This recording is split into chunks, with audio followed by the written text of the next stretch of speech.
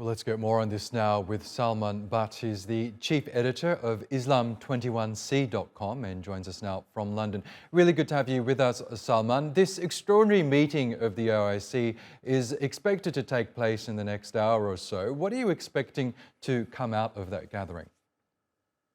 Thanks for having me on. Well, it's a welcome, change from the usual of just kind of being very quiet when Muslims or Islam are attacked.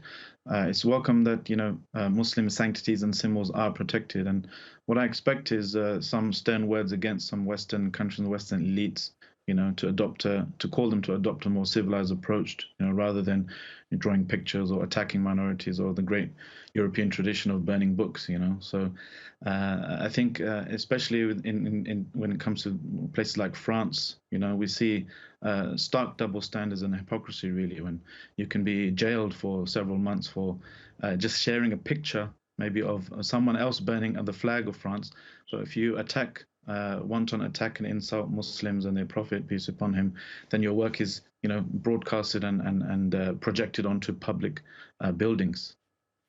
Yes, and some countries in Europe have defended these protests, which are seen as attacks on the Holy Book, by saying it's all about freedom of expression. But now we've got countries like Denmark signalling that it might ban future attacks on the Quran and other religious texts. Do you expect other countries might follow suit? I do believe, that's the mood when it comes to the general public, right? We should differentiate between certain Islamophobic elites who try to draw a wedge between communities. But I think it was a Swedish broadcaster that did a poll, and they found that the majority of Swedish citizens believe that these types of things shouldn't happen. It's just, unfortunately, always a distinction between the general masses, for whom Muslims and Islam, represent a good thing, and their elites, the policymakers and so forth, who try to use Muslims as a scapegoat often, and have done it for the last 1,000 years. They try to use Muslims and Islam and the foreign as some kind of scapegoat to project their own insecurities onto, to rile people up against, so people are focused away from their own elites and their own powers that be. Yes, and Salman, there's clearly been a lot of anger across the Muslim world in response to these various attacks. Summarize to us the reaction to the desecrations that you've seen so far.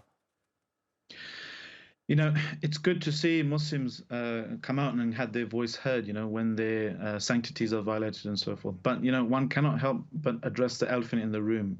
We need to move beyond gesture politics from the likes of the OIC towards the actual reality, which is their silence and complicity when it comes to the Islamophobia that Muslims are facing in Europe. We can't help but just notice that a lot of these member states are often violent dictatorships themselves. And the Prophet Muhammad, peace be upon him, he said the greatest sanctity in Islam is, or one of the greatest sanctities, is the sanctity of the blood of an innocent Muslim, for example. And some of these states are, they're killing and imprisoning scholars and preachers of Islam. We can't help but remark at their silence or even complicity now, diplomatically speaking, in the genocide of Uyghur Muslims in China, in East Turkestan, occupied by China.